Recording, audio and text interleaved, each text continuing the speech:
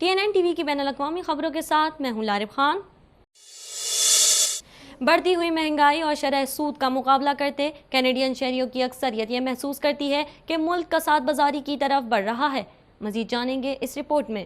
بڑھتی ہوئی مہنگائی اور شرح سود کا مقابلہ کرتے کینیڈین شہریوں کی اکثریت یہ محسوس کرتی ہے کہ ملک کساد بازاری کی طرف بڑھ رہا ہے، جبکہ ایک نئی رائے شماری کے مطابق شہریوں کی بڑھتی ہوئی تعداد کا خیال ہے کہ ہم پہلے ہی کساد بازاری کا سامنا کر رہے ہیں۔ منگل کو جاری ہونے والے یاہو کینیڈا مارو پبلک اوپینین پول میں پتہ چلا ہے کہ 26% جواب دہندگان کے خیال میں کینیڈا فی الحال کساد بازاری کا سامنا کر رہا ہے۔ یہ تعداد گزشتہ مہینے کیے جانے والے سروے سے 9% زائد ہے۔ تاہم رائے شماری کرنے والوں میں سے اکثریت 59% کا خیال ہے کہ ملک کساد بازاری کی طرف بڑھ رہا ہے، جبکہ 15% کا کہنا ہے کہ اب یا بعد میں کسی کے خدشات مبالغہ آرائی پر مبنی ہیں۔ ماہرین اقتصادیات کا کہنا ہے کہ 2023 میں کسی وقت کساد بازاری آنے کا امکان ہے۔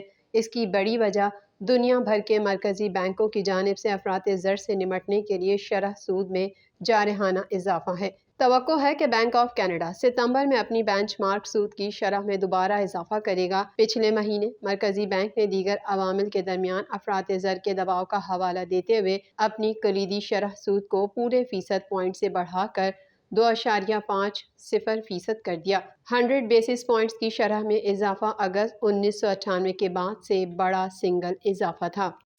اونٹیریو کے پریمیئر ڈگ فورڈ کی تخت نشینی کی تقریر میں تسلیم کیا گیا کہ اونٹیریو میں صحت کے نظام کے دباؤ کو کم کرنے کے لیے مزید کچھ کیا جا سکتا ہے۔ مزید تفصیلات اس رپورٹ میں۔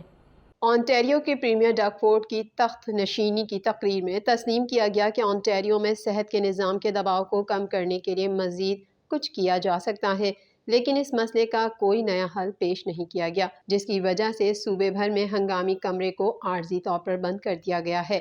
لیفٹیننٹ گورنمنٹ ایلزبتھ ڈوڈوسویل نے تخت سے فورڈ کی تقریر کی، جو ایک نئے قانون ساز اجلاس کے آغاز کی علامت ہے۔ تقریر میں کہا گیا کہ پروگریسو کنزرویٹو حکومت صحت کے نظام کے اسٹیک ہولڈرز کے ساتھ مل کر اس مسئلے سے نمٹنے کے لیے خیالات کی نشاندہی کر رہی ہے۔ فورڈ 2018 سے پریمیئر ہیں اور تقریر میں بتایا گیا کہ وہ صحت کے شعبے میں کیا کر چکے ہیں، جس میں اسپتال کے ہزاروں بستروں اور نرسوں کو شامل کرنا، گھر اور کمیونٹی کی دیکھ بھال میں سرمایہ کاری کرنا، صحت کے پیشہ ور افراد کو دیہی اور دور دراز علاقوں میں راغب کرنے کے لیے گرانٹ متعارف کرانا اور منصوبہ بندی کرنا۔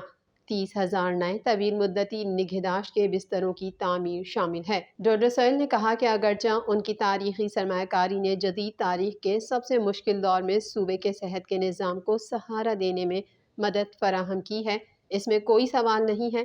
کینیڈا بھر میں صحت کے نظام کی طرح ایک تھکتی ہوئی افرادی قوت اور تیزی سے دباؤ والے ہنگامی محکموں سمیت اہم دباؤ کا سامنا کرنا پڑتا ہے۔ ان کا کہنا تھا کہ ابھی بھی بہت کچھ کیا جا سکتا ہے۔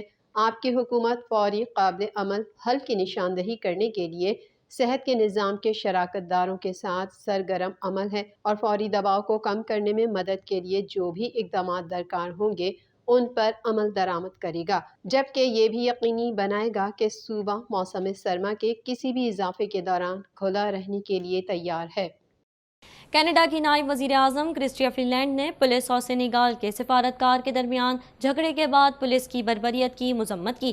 مزید تفصیلات اس رپورٹ میں۔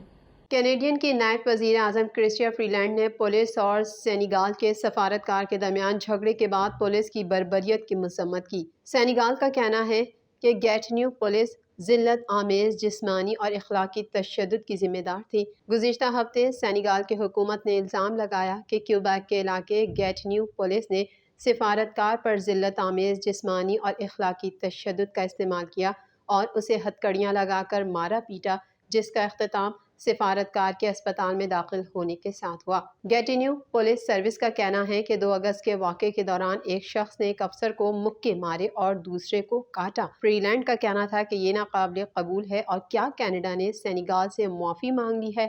سینیگال کی حکومت نے آٹوا سے مطالبہ کیا کہ وہ اس نسل پرستانہ اور وحشیانہ فعل کی سختی سے مذمت کرے۔ کرسٹیا فری لینڈ نے کہا، ہمارے ملک میں کسی کے ساتھ بھی بربریت، پولیس کی بربریت کی کوئی بھی مثال، چاہے وہ کینیڈین ہو یا وزٹر یا سفارتکار، یقیناً مکمل طور پر ناقابل قبول ہے۔ یہ وہ چیز ہے جس پر ہماری حکومت واضح ہے، اور میں یہاں موجود تمام کینیڈینز اور تمام سفارتکاروں کو یقین دلانا چاہتی ہوں کہ ہم اس پر بالکل واضح ہیں۔ کینیڈین وزیر خارجہ کا کہنا تھا کہ کیوبیک کا پولیس واچ ڈاگ اب افسران کے طرز عمل کی تحقیقات کر رہا ہے۔ اس واقعے کے تناظر میں کی گئی رپورٹس کی کاپیاں طلب کر کے شروع کر رہا ہے۔ گیٹیرن پولیس سروس نے کہا کہ وہ مزید کوئی تبصرہ نہیں کرے گی جب تک واچ ڈاگ کی تحقیقات سامنے آئیں گی۔ روس نے کامیابی کے ساتھ ایران کے لیے تیار کردہ جاسوس سیٹلائٹ لانچ کر دیا اور معینہ مدت کے لیے یوکرین کی جاسوسی کے لیے خود استعمال کرے گا۔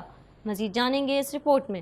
روس نے کامیابی کے ساتھ ایران کے لیے تیار کردہ جاسوس سیٹلائٹ لانچ کر دیا اور معینہ مدت کے لیے یوکرین کی جاسوسی کے لیے خود استعمال کرے گا۔ عالمی خبر رساں ادارے کے مطابق روس نے خیام نامی سیٹلائٹ کے مدار میں داخل ہونے کی تصدیق کر دی۔ قازقستان کے قریب سے سیٹلائٹ کو سویوز 2.1B راکٹ کے ذریعے خلا میں بھیجا گیا۔ یہ سیٹلائٹ روس نے ایران کے لیے تیار کیا ہے، تاہم ابھی اس کا کنٹرول روس کے پاس ہی ہے اور سیٹلائٹ کی ایران کی حوالگی میں کئی ماہ لگ سکتے ہیں، اور اس دوران یہ سیٹلائٹ روس یوکرین کی جاسوسی کے لیے خود استعمال کر سکتا ہے۔ دوسری جانب ایران کی خلائی ایجنسی کی جانب سے جاری بیان میں کہا کہ اسلامی جمہوریہ ایران خیام سیٹلائٹ کا کنٹرول خلا میں پہنچنے کے 10 دن کے اندر اندر حاصل کر لے گا۔ قبل ازیں ایران نے دعویٰ کیا تھا کہ خیام سیٹلائٹ کا مقصد ملک کی سرحدوں کی نگرانی، زرعی پیداوار کو بڑھانا اور آبی وسائل اور قدرتی آفات کی نگرانی کرنا ہے۔ خیال رہے کہ گزشتہ ماہ تہران میں روسی صدر ولادیمیر پوتن نے ایرانی ہم منصب ابراہیم رئیسی اور سپریم لیڈر آیت اللہ علی خامنہ ای سے ملاقات کی تھی۔ چین نے تائیوان کے گرد اپنی فوجی مشقیں جاری رکھنے کا اعلان کر دیا۔ امریکہ نے اقدام کو غیر ذمہ دارانہ قرار دیا۔ مزید جانیں گے اس رپورٹ میں۔ چین نے تائیوان کے گرد اپنی فوجی مشقیں جاری رکھنے کا اعلان کر دیا۔ امریکہ نے اقدام کو غیر ذمہ دارانہ قرار دیا۔ چین کی فوج کا کہنا ہے کہ وہ تائیوان کے گرد بڑے پیمانے پر فوجی مشقیں جاری رکھے گی، جبکہ شیڈول کے مطابق یہ مشقیں اتوار کو ختم ہونے والی تھیں۔ چینی فوج کی ایسٹرن تھیٹر کمانڈ نے کہا ہے کہ وہ آبدوز کش حملوں اور سمندری کارروائیوں کی مشق کرے گی۔ حالیہ مشقیں امریکی ایوان نمائندگان کی اسپیکر نینسی پیلوسی کی قیادت میں ایک امریکی وفد کے دورہ تائیوان کے بعد شروع کی گئیں۔ تائیوان نے الزام لگایا ہے کہ چین ان مشقوں کو جزیرے پر حملے کے لیے استعمال کر رہا ہے۔